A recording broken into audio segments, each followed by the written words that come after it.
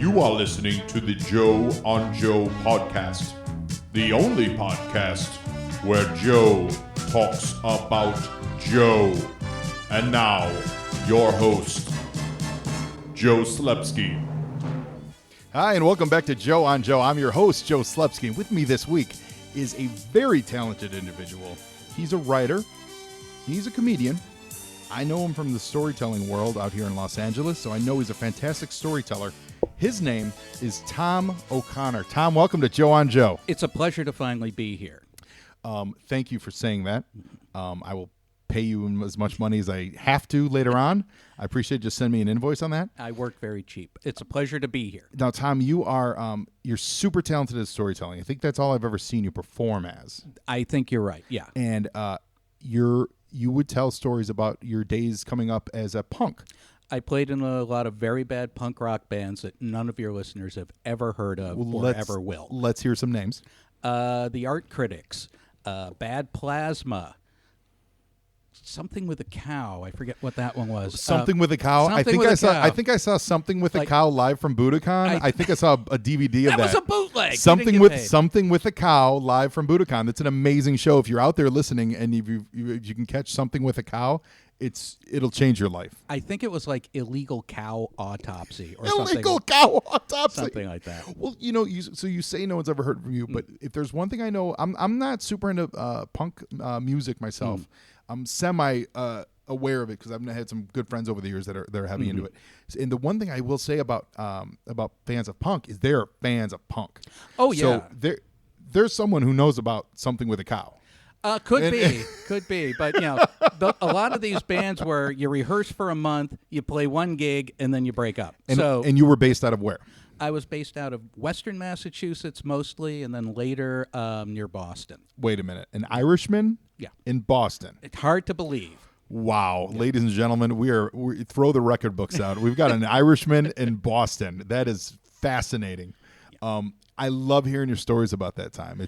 It was a good but harrowing time. I guess it was a lot of small fun, not big fun. Uh-huh. And yeah, it while you were in it, it didn't seem that fun because a lot of it physically and mentally hurt, but at least you got good stories out of it and you can mine that for comedy, all these years later. But yeah, it was an obsession. Like I think I went 3 years listening to nothing but Ramones albums. That was going to be my question. Yeah. Who were your influences? The Ramones. I'll tell you, this is a story I always tell. I discovered punk rock at a movie theater, a movie called Times Square, starring Tim Curry, and he played a DJ, a late-night DJ, and it was a story about two teenage runaways who go to Times Square to make it in music. And it was shot in like 1975 when Times Square was literally a hellhole. Yeah. And it was a horrible movie. And my friends and I went to the theater to see something else. I don't even remember what, like an Eddie Murphy movie. And it was sold out. So we went to this thing instead, just completely randomly. And it was the first time I heard the Ramones, first time I heard Patti Smith, the Pretenders, Garland Jeffries, the Stranglers, like the soundtrack to this. They're all in this Times Square movie. All in this Times Square movie. The soundtrack was this double album. It was incredible. And like literally the next day, I went to the record store at the department store and found a Ramones album. Wow. And then it was all over. Is it the Ramones that they talk about, or is it the Sex Pistols where they say that their influence isn't so much about their music, but about every single band that came after them? Am I getting that right? We could do a whole show on my opinions about the Sex Pistols. The Ramones are kind of credited with punk rock, but there was always something before it. There was garage rock from the mid '60s before the British invasion that sounded an awful lot like punk bands, and then there was the MC5 and Iggy Pop and the Stooges. So the Ramones were influenced by those people, but the Ramones were also influenced by just top 40 radio. Do you know who Iggy Pop's favorite G.I. Joe member is? No. Gung Ho, because neither of them ever wear a shirt. Nice. So Tom, you've been writing in video games, TV, animation. I did a lot of I did a lot of adaptation of animation. So Okay. a lot of Japanese shows Oh, come sure. over here, and you have to rewrite the entire script. Right. You're writing from a poorly translated, basically Excel spreadsheet that somebody who barely speaks English wrote. So you have to figure out what the story is really about, and you also have to, any Eastern references that a Western audience isn't going to get, you have Yeah. to, like, instead of talking about sumo wrestling, you have to make it about WWF. or Yeah. baseball or some, Baseball, sure. And you also, the tedious and tricky part was you had to make sure the syllables matched the lip movement of the characters. Lip flaps, right? Lip Isn't that flap. the term? Lip so flap? you would go frame by frame. It could take you 20, 30 hours to do a half-hour episode if it was really confusing. Wow. And it was a great gig, though. Well, that's cool because then that's going to give us some insight, hopefully, on as we watch G.I. Joe. Yeah. That'll give it because there's a lot of lip flap in G.I. Joe. A lot of lip flap. It is native English, of course. You also wrote in a comic for DC Comics, and listeners know I'm a big comic book guy. Yeah. You wrote with Brendan McCarthy for the late lamented Solo series. The late lamented Solo series. And Solo, if you don't know, was a series by DC in the mid 2000s. I want to say 2006 ish. That sounds about right. Yeah, and each issue was dedicated to one creator. Whether it was most of the time they were artists. I want to say there was a couple that were writers, where they prepared them up with different artists. Yeah, I think they were mostly artists, like in Yeah. Brendan's case. And they just gave them free reign. And to do whatever they wanted Whatever, with it. it didn't have to follow canon. It didn't have to Right. be anything, and they gave them free reign to pick who they wanted to work with. And I'd worked with Brendan, actually, just ghostwriting and punching up like feature scripts that he had written. And when he got this opportunity, he asked if I would want to contribute. And like, who would ever say no to that? Right? You know, it's my only comic book writing credit so far, if DC Comics is listening. And I loved it. It was a great process. Well, it's a good read. Oh, thank you. It's a good read. I enjoyed that whole series, and I enjoyed your book. Then we came out to L.A., and I met you, and that's one of the first things we talked about. Yeah. And Brendan McCarthy has gone on to write.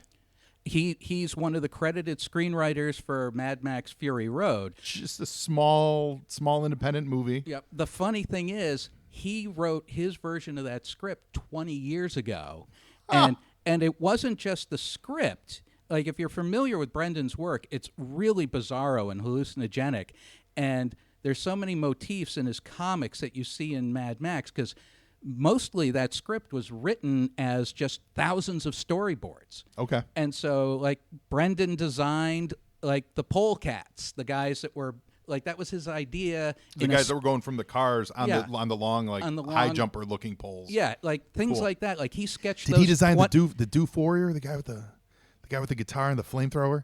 He might have, That I'm not dude's awesome. sure. But, like, when Mad Max is strapped to the front of the car and he has that thing that looks like part of a garden thing on his face, that's a very Brendan McCarthy thing. A lot of his characters always have, like, metal objects in front of their faces. Oh, that's and stuff like fantastic. that.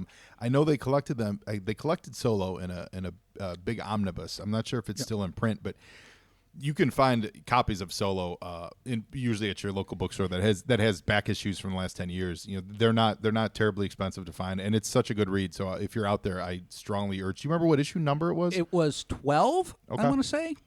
Yeah, I think it was 12. And yeah, please buy it. And they had very distinctive covers. All the covers were stark white with one character in the middle, and the Solo trade on the top, and then it would say the artist name. In this case, it would have said Brendan McCarthy. And so it's a very identifiable book. When you see an issue of Solo, you know what it was. Yeah, and I'll tell you something from the contract I signed. It was a flat rate of pay for the writer, and they said, if you sell over 75,000 copies, you can start getting royalties. Yeah, good luck these days. And I said, wow, what's the average sell rate? And they said, about 25,000. Yeah. About 25,000. So I'm still waiting. Yeah. I checked the mailbox. Yeah. It is a really great series, though, and very definitely artist-driven. So we are here to talk about G.I. Joe. I have a long history with G.I. Joe. Tell me about that. Well, I'm older than you are. What? I grew up in the 70s when I was a little kid in the 70s when G.I. Joe was the adventure team. But before that, they were real soldiers. And I remember some of the kids that babysat us, when they got too old to play with G.I. Joes, we got all their stuff. So we had first-generation G.I. Joe stuff. Nice. We had the space capsule, a full Mercury Oh, space yeah, capsule. sure. Yeah. And a spacesuit with a helmet. And there was scuba gear that was a real rubber wetsuit. But they were like real soldiers. You know, there were sailor suits, there were soldier suits, they were pilots in the U.S. Armed Forces. Yeah. And then this was also leading into Vietnam. And in fact, of those babysitters that we had, I think one of them didn't come back. And so then in the 70s, it became the adventure team. And all I can describe it as, it was like the Discovery Channel or National Geographic Channel before any of those things existed. Like, I remember one of the adventure kits was the search for the pygmy gorilla, where the guy didn't even have a gun. He had this shoulder-mounted camera and this pontoon boat with a real motor that you could putter around in your pool in the backyard, and he had camos, and it was the 70s, so they had real fuzz hair, like they didn't have the plastic hair, and a fuzz beard, like these guys had beards, and they were out hunting animals not to kill them, and like the other was like the white tiger or the albino tiger, and like he had a gun, but it was a tranquilizer gun. Of course it was a tranquilizer So like they were gun. getting away from the whole military thing. I've got some of those Power records. Nice. Yeah, I found them at a trade show or like a thrift show or something. Right. Years ago. And they're fantastic, and they're exactly what you're describing. It's Discovery Channel meets the military. Yeah, and they were no real weapons, but of course we all played. My brother and I played war with them anyway. You know, we'd line up, and we had these first generation GI Joes and our groovy 70s GI Joes. You know, with the fuzz hair. We're the first generation calling the 70s ones like dirty hippies. Sometimes, you know, if they got really drunk. And, you know, we would just have these crazy wars, you know, growing up in cold New England. That's all you did all winter was play in your room because it was too cold to go outside. And this even predates the Kung Fu grip. Oh yeah, So Kung Fu grip came with the 3 3/4. It came with the second gen of the 3 3/4, where they added the swivel. The first gen had the very straight arm. Okay. Yeah. So when did you first see the 3 3/4 Joes?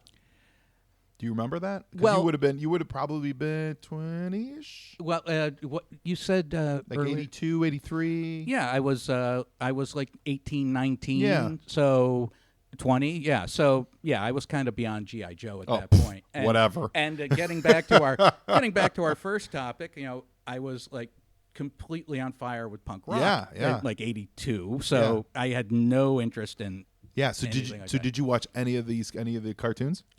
I did not, because I was trying to get through one of my 3 colleges, and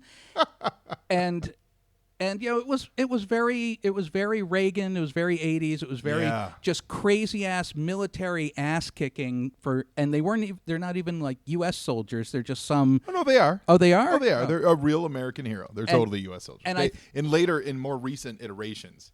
Right. And in more recent iterations, they've made them more international to try to appeal to the international dollar. But they were a real American hero. I think I remember the cartoon being on in my college freshman dorm, but we didn't watch G.I. Joe. And of course, this was, you know, antennas, like there was no cable in it. Yeah. And so we watch everybody, all the stoners would get together at 4:30 and watch Star Blazers. Star Blazers, Star absolutely. Blazers was awesome. Yeah. And we watched that religiously, you know, more religiously than going to classes. Rewind then mid 70s, Mm-hmm. you were 10 years old watching cartoons. What cartoons were you watching? It was still Get Up Saturday Morning, and it was the classics, Bugs Bunny and all that stuff. But also, I was a Catholic kid, so what really sucked was Davy and Goliath. Davy and Goliath. Well, that was Sunday morning, but you had to go to catechism Saturday mornings. Okay. And so September, school starts. Catechism starts Saturday mornings, and all the new cartoons start, so you would miss all the cool ones. Oh, no. And Super Friends and... Super Friends we got into, and that was also like the heyday of Sid and Marty Krofft. Yeah. So Lidsville, Right? H.R. Puff and stuff, Sigmund and the Sea Monsters, which I hear is being remade. I think they're trying Yeah. to remake all the Sid and Yeah. Marty Krofft stuff. Lidsville is insane. Lidsville, having no idea this was all drug related back then. Oh, Yeah. totally. Lidsville, I'm probably totally wrong on this. I don't ever remember. I heard of Lidsville in Chicago. I don't remember it actually being on in Chicago. Puff and Stuff was. Puff and Stuff, And yeah. so was what was the other Land of the Lost was. Land of the But Lost was- Lidsville, never heard of it, never saw it. We moved out here to California, now in 2011 or whatever, and some California, local station plays it on deep cable, and it's the most insane thing. And Charles Nelson Riley is amazing. Some of Charles Nelson Riley's best work. He's fantastic. Yeah, it's so burned into my cranium, I still remember the theme And song. it is so. such. Can you sing a little bit of it for me? Liddy, Liddy, Liddyville, not to be confused, nitty-grittyville, the land of living hats, that's Lidsville. And then Charles would go, oh, that's a topper. Oh my goodness gracious! I got all that. Wow. I got all that stuff in my head instead of the stuff that gets adults through life. Oh my gosh, Yeah. that's so awesome! Oh my gosh. Well, I love it. That's a great preamble. We're gonna start with sound because the first thing we're gonna get into in the show is the G.I.Joe theme song, which is one of the most iconic theme songs in cartoon history. And so I'm interested to hear your perspective on it from a musician's point of view. Well, let's make the caveat. I'm a punk rock musician. Yeah. Okay.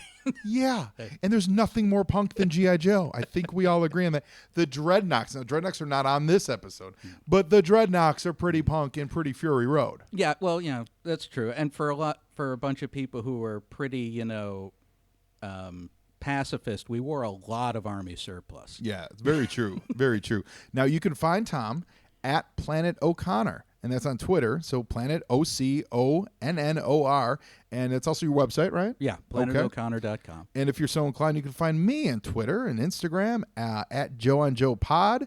You can also send me an email, joeandjoepod@gmail.com. If you're super inclined, go to iTunes and leave a review. Leave a review. It really helps because iTunes, when you get a lot of reviews, it counts in their aggregator. Yeah. I guess is the right word. And so then they the more popular you are, then they'll promote it on their main page, and we'll get more listeners, and we'll get more people watching G.I. Joe, a 35-year-old cartoon.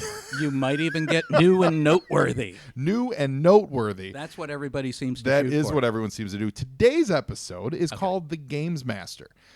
When the show starts, they misspelled it. So the show is actually called The Game Master. Okay. They dropped the S. But in every bit of reference, so we can see on the DVD menu here and in all the book references, they call it The Gamesmaster. And it's crazy. It's a lot of fun. It's very comic booky, so that might touch your comic book sensibilities.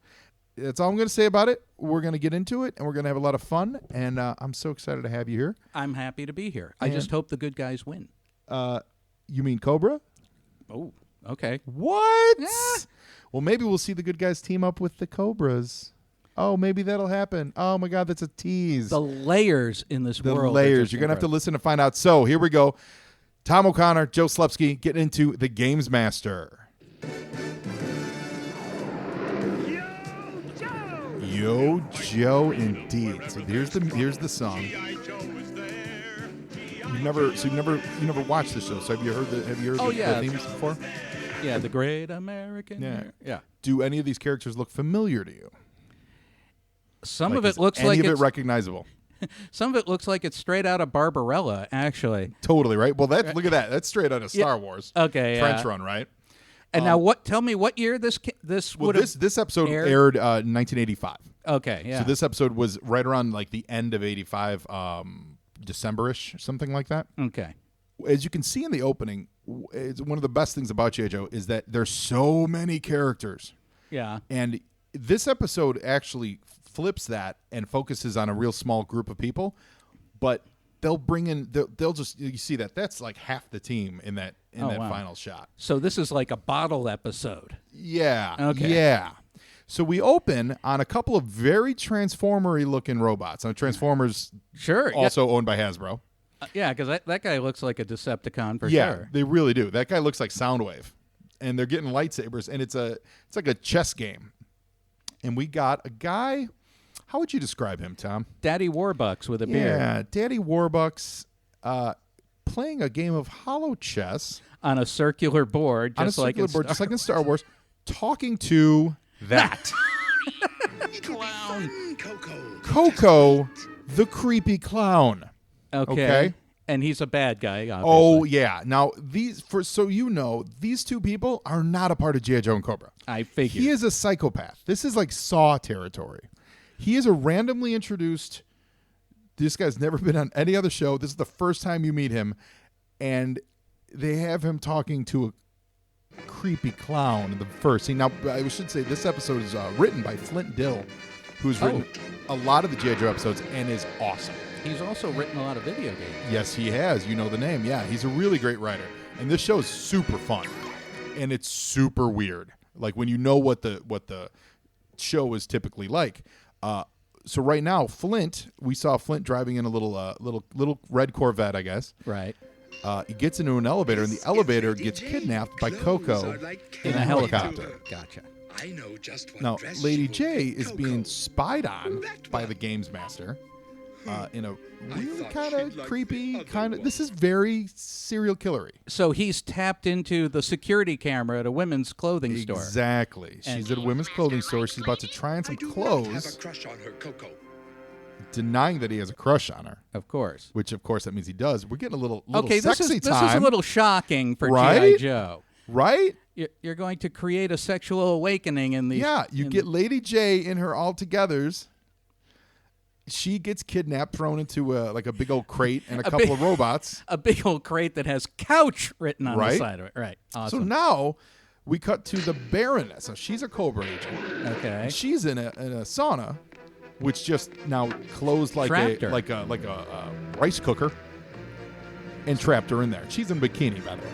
So all these people who are both good and evil apparently are easily kidnapped. Exactly, by psychopaths. Cobra Commander is standing in front of a bunch of vipers, and he is quickly kidnapped. And Was then he just kidnapped in that he trap was door? Just kidnapped. A trap door opened up beneath him, and a fake Cobra Commander just popped out. Looks like it's a mannequin. Oh, with a springy head. Security forces! So the clown and the creepy bald guy somehow got into the center of this evil fortress Cobra and put Temple, in, yeah. and put in a fake trap door and no one noticed. Exactly. Look at that's Gung Ho.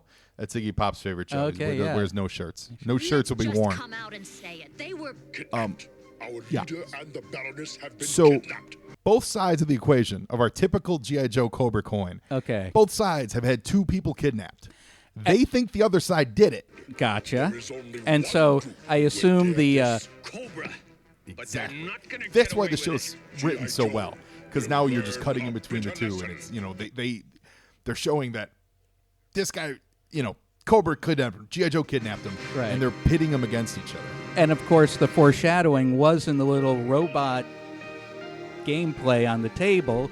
It's going to be like a gladiator battle royale thing. You might think that, yeah. You That- might think that. They do a lot of gladiator battle royales on the Joe Show. Mm-hmm. What we see now is Oh, it's an adult baby sort of fetish. We see an adult baby fetish. All the Flint and Jaye and Cobra Commander and Baroness, they all wake up in giant-sized bassinets and in like a giant baby's room. Which, by the way, have you ever seen the movie Baby? No. Mid-70s horror movie about an adult man who's raised as a baby by his mom and sisters. It's fantastic. Wow. Terrible. Fantastic. It's super Somewhere creepy. on I'll this put it in island my is a Netflix one-man Totally. helicopter. The winner is the one who finds it and flies away. Okay. What happens to the I losers? I do like the sweater vest on. Oh, he looks great. That's the thing. I love that they keep him in that outfit, and they keep all of them in their like yeah. their civilian outfits. Baroness stays in a bikini the whole show. Flint's in a sweet sweater vest. He's not usually in a sweater vest, right? No. He wears a like a great. Do you know Bill Ratner? Yeah. Yeah, that's Bill. Oh, it's Bill. I thought that sounded familiar. Yeah, the Bill's Flint. Yeah. Oh, no kidding. Yeah. So Have you had Bill on the show? Not yet, no. But we're going to go into commercial with the Joes at a firing squad of a bunch of toy soldiers, and we'll be right back. Today's file card feature is on the Cobra Hypnotist, codename Crystal Ball. His file name is unknown, but his birthplace is Cobra La. His primary military specialty is mind control, and his secondary military specialty is interrogation. According to ancient gypsy beliefs, the seventh son of a seventh son would be possessed of special talents. Born of a Romalia father who supposedly had, quote, second sight, and an American mother from Bangor, Maine, Crystal Ball actually was the seventh son of a seventh son. He could occasionally read minds, which made him an excellent interrogator. Cobra doesn't use torture to interrogate their prisoners. When Crystal Ball is having one of his good days, they simply don't need to. When Crystal Ball is around, you don't have to watch what you're saying, you have to watch what you're thinking. Crystal Ball's figure came with a hypno shield. And what's really cool about Crystal Ball, which a lot of people don't know, is that legend has it, famous horror author Stephen King is connected to this figure. Depending on how the story's told, either he or his son Owen, who apparently was a big G.I.Joe fan at the time, created Crystal Ball and wrote the file card for him. It makes sense when you see that his mother was from Bangor, Maine, because that's where Stephen King said so many of his stories. His figure is remarkably silly, all kinds of flair to him. He's got like symbols on his chest, and he's got the white sideburns, so he looks like Doctor Strange, gold gauntlets. There's an open-chested fur-lined vest that he wears. He is one of the sillier Cobras, and definitely high on that list when people put together, do you believe these characters were part of G.I. Joe? How silly are they? Lists that hit the internet every so often. I had the figure. I thought he was a hoot because he would just, turn the enemy. He would hypnotize them, and they would do what he says. I dig you, Crystal Ball. I think you got some moxie. And whether you're from Cobra La or whether you're from Bangor, Maine or Romania, or I don't know where you're from, Crystal Ball, Cobra Hypnotist, we salute you. Now back to G.I. Joe. So we're coming into a firing squad. Dapper Flint and Jaye, they all dive and they miss, and the shots blow out a window behind them. So they realize that these toys are firing real ammo. Right. There's also there's a X-Men character from Marvel Comics called Arcade. Mm-hmm. Very much like this. Very much like the like this, evil clown, or yeah, well, like where they kidnap people and they run them through various fake, like arcade type, amusement park traps of death, things like that. Yeah. So this is pulling a little bit from that too. It's also pulling a lot from Willy Wonka. Well, it looks very Willy Wonka or Teletubbies there as they rolled into this beautiful green. Yeah. So we see Ace in a Sky Striker, and they're searching for the Joes. They've got it narrowed down to the area where they're pretty sure the Joes were kidnapped. And they're getting shot at by Cobra. Unguided missiles, apparently. Right. Yeah, the Cobra Snow Serpent saw him, and so they shot Ace out of the sky. Third Sky Striker But we saw it, but he's now somewhere in a alpine freezing environment, and we saw that all the kidnappees were on a little tropical island of some kind. Right. Oh, man. So they're way off. They're way off. And so Ace finds himself surrounded by Cobra Hiss tanks. And he's in trouble. Guys, I get the message. We've all been there. Who hasn't? Have you ever seen Destro before with the guy with the silver face mask? No. He's the Cobra arms supplier. So he's not technically he's a terrorist, but he's not technically a terrorist. He's a businessman. He's a business, exactly. He probably also hasn't paid taxes for 19 years because of a really bad deal that went down years ago. This almost looks like No Man's Sky with a really pink does. It's a good call. It really looks like No Man's Sky, and they're like bonbon berries. bonbon trees with like chocolate rivers and candy canes. Yeah, candy cane. So here we go. This is showing Cobra's biggest weakness. Cobra knows they got kidnapped. G.I. Joe knows they got kidnapped. They can't team up just to get out of this predicament. They can't keep their hatred of Joes down long enough. So Baroness and Flint, they're tussling. Wait a quite minute. frankly, I'm sensing a lot of subtext here. That's what I was about to say. I think there's a lot of pent up.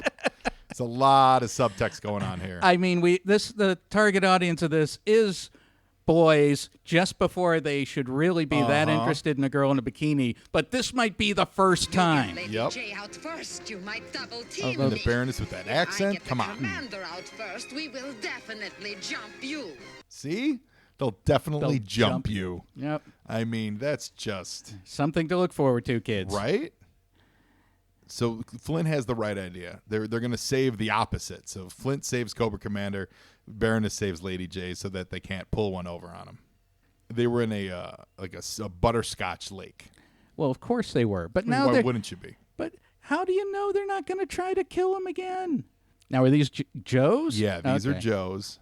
Thank God somebody left them a dune buggy with weapons. Yeah, right where they absolutely. needed That's an it. awe striker.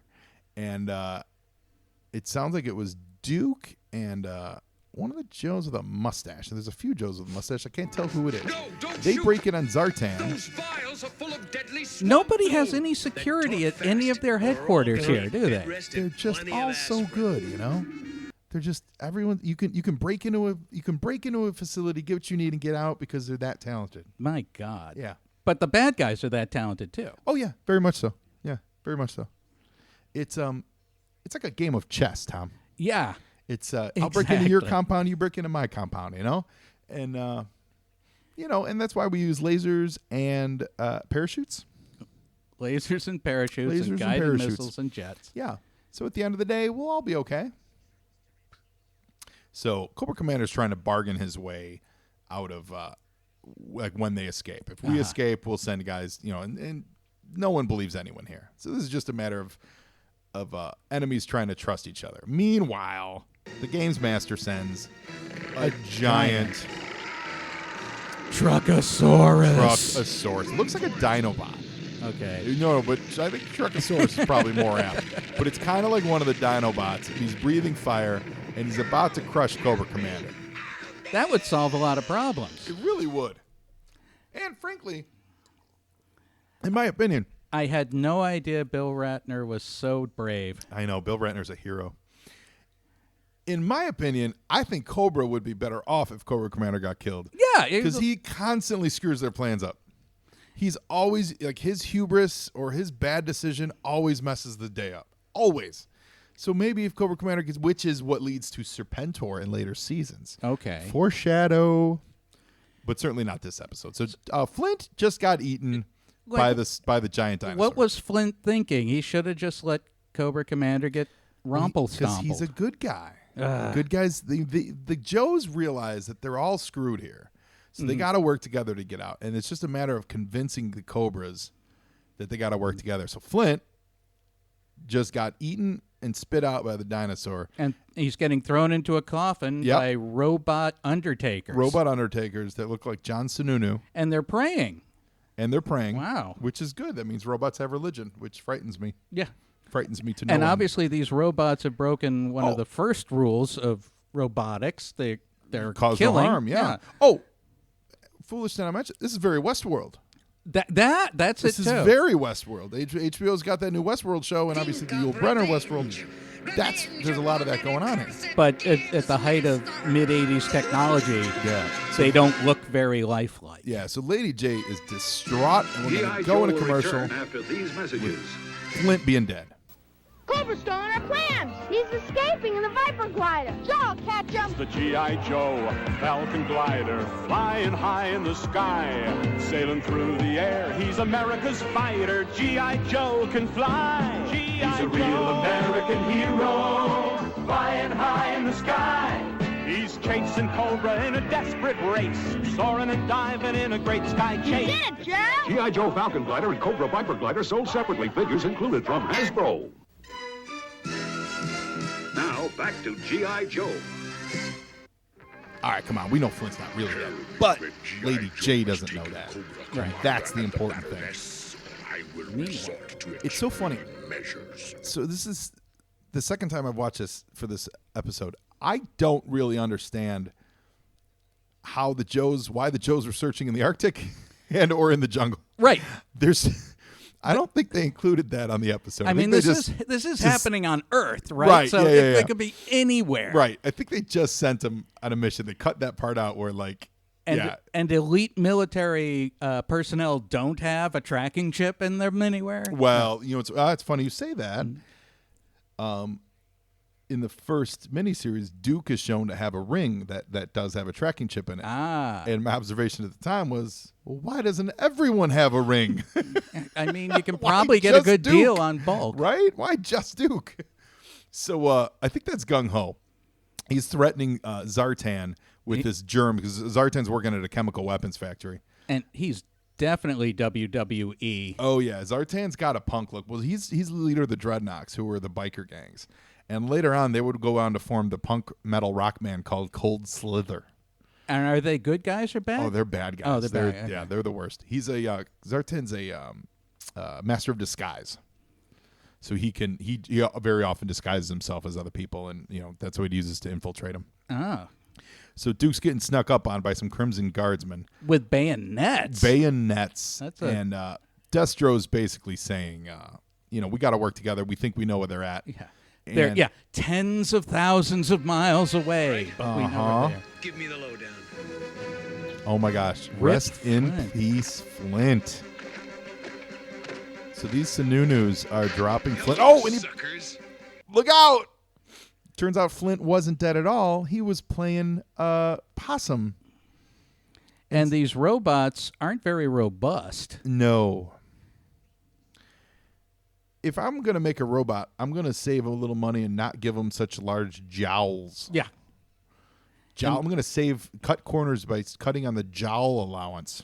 And I think the wind-up keys in the back were a little... Yeah, a little telling. It's what we call a tell. Yeah. So they just found the one-man helicopter, which, going back to the beginning of the episode, is Gamesmaster said there's a one-man helicopter. First one who finds it can use it to escape, and the rest of them are going to be left to his tender mercies. Oh, okay. I did miss that. Yeah. So Baroness, actually, I think the Baroness trusts Lady Jaye and Flint. And the Baroness, I think, if she left, she would get help. But no one trusts Cobra Commander. Oh, grab her by the hair. Cat fight. See, this is good stuff. Faster, Baroness. Kill. Exactly. And this John Rhys-Davies looking Gamesmaster, that's who he looks like. He looks like John Rhys-Davies.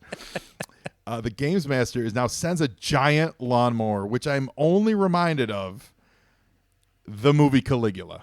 Yeah, of course. Do you know the scene I'm talking about? Yeah, I've got it on DVD if you want to do commentary on that. Yeah, there's a gigantic lawnmower that's going to run them over, and Flint busts into the Coco. And so they didn't let him even get to the helicopter. If you can't trust a psychotic clown, right? Who can you trust? So Flint's gonna pop this guy in the jaw, but he stands up and turns out he's actually quite a large dude. He's a Kingpin. shapeshifter. He's like the Kingpin. He's a monster. He's like 10 feet tall. Throws Flint around like a rag doll. I'm still reeling over how creepy Coco actually is. Coco is not even helping. He's sitting in a chair giggling and watching. This is straight up like Saw. This is like the movie Saw. Or rather, Saw is like this. Or Saw is like this, right? Exactly. Flint is just hitting a bunch of buttons on the console, trying to get it to stop. Well, wait. The clown has articulated limbs. He's a robot too? Yeah, I believe the clown's a robot. And Flint stopped it by breaking the joystick. I've broken a few joysticks in my day. Doesn't stop the game. Doesn't stop anything. Doesn't stop the game.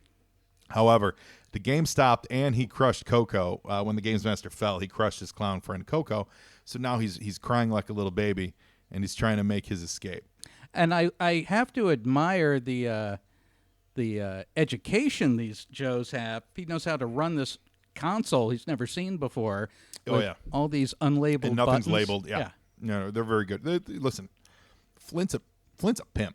Yeah. Like we've long established on the show that Flint is just a capable, secure dude. He can run in a room and fix anything. So now that they've They've isolated where these guys are held captive. Joes and Cobras are both assaulting Gamesmaster's island. And I didn't notice that that island had snow-capped peaks. So the people that are the Cobra and the Joe that are fighting in the Arctic, are they actually on the mountain peak? No, I don't they're think just so. somewhere. No, I think it was just somewhere in the Arctic, where like a random Cobra base that the Joes were trying to find their people with. So the Gamesmaster sends up a bunch of like wind-up toy boats and toy planes. Yeah, wind-up biplanes against Sky Strikers and Rattlers, and they're all getting chewed up. These wind up toys are quite formidable. I feel like they should look into that technology. There's some rockets are going to be launched, like those water rockets. Water remember? Yeah, pressure things. The water pressure rockets. Yeah, it's exactly that. Do they even let kids have those anymore? Those I remember from my Did childhood. they ever work? Oh, they worked like gangbusters. Did they? You could chip a tooth like that. Really? Yeah. I've always saw them like advertised, and I never. Yeah, they had you'd hold the pump in your hand, and there was a little latch on the bottom, and then when you pulled it back, all the pressure just shot out. And it was just built on water pressure and pumping air into it. Yep. Like air into the bladder or whatever. Yep. Really? It was like Diet Coke Mentos combo. Nothing like that. Not even that technical. Wow. Just pumping away. The competition keeps us in shape. Zartan and Scarlet are fighting side by side, which was pretty awesome. He just complimented her that she was good, and she said the competition keeps us in shape, which is super cool. Like I love on the show when we see the paradigms break. Mm-hmm. So when we see them work together, I love seeing that dynamic, because every episode you see them fight, but like when there's just a shift or they show respect to them or something like that's always fun. So now all the Joes and the Cobras, they save Flint from the Gamesmaster, and he skedaddled out the back like any good villain. It's because you'll have to face him again sometime. Mm-hmm. And we never found out. Did we get the why from the Gamesmaster? No, just that's what I'm saying. I'm trying to think if he showed up again in another episode. I can't remember if they used him again. I hope they did, because he's super cool. Completely crazy. I don't know if he ever showed up again. See, he just flies off in a flying circle. And like, just the cheat where he's looking backwards and it's flying up there. Look at just, all those characters look great together. It's just such a cool picture. I would love for that animation cell. You know what I mean? Oh, sure. That's got to be a great looking animation cell. Yeah. So they're gonna go their separate ways. Say a few snide comments. Flint's still in his dapper sweater Why don't they vest. try to kill each other now? Well, because Tom, it's like the he's standing right there. We work together to get out of this, so Yeah. See, now they don't even trust each other to leave, so they don't want to turn their backs, and so they're going to stay on this side. For the record, this island's amazing with candy cane mountains and like all that stuff. Yeah. I would like to stay on this and just hang explore out. it. Yeah, as long as we don't die. And I'd if like the to guy explore it. leaves, isn't it theirs now? It should be like eminent domain. Isn't that what it's called? Well, there we go. Tom O'Connor, G.I. Joe, the Gamesmaster. We're done. Wow, that was so much fun. And well, we got to sit through the credits Oh, and see everybody. we'll go through the Copyright credits. But 1985. yeah, I what think. were your thoughts on the show? Like, what were your impressions? I enjoyed it immensely. It was nice to see an unusual show, like you said. I thought it'd just be Joe fighting the bad guys. Instead, they had a common enemy, and the enemy of my enemy is my something. Is my my date for prom. Right. That was outstanding. Any characters stand out? Anyone that you particularly had a liking to? You don't have to say Bill Ratner just because you know him. Well, he's a great voice and a commanding presence, but you got to give the nod to the woman in the red and black bikini, Baroness. Come on, She's great. I mean, she rocked it the whole show. She had no compunctions. She knew she looked good. I think that would have made an impression on me at any age. Yeah, I think so. And well, I hope this inspires you to sit down one day and watch a little G.I. Joe if you see it on the reruns. I think I will. Now, is this available on things like Netflix? It's available on iTunes currently. Yeah, it has been on Netflix in the past, but that's for another time. That's Tom another O'Connor, thank you so much. Joe. It was This was so much fun. I'm really glad to have you on the show. Remember, you can find Tom at Planet O'Connor, website and Twitter. Mm-hmm. He's super talented. You should seek him out, and you should tell him how much you loved him on this episode of Joe on Joe. Bless your heart. Because now you Joe, and joeing is half the battle.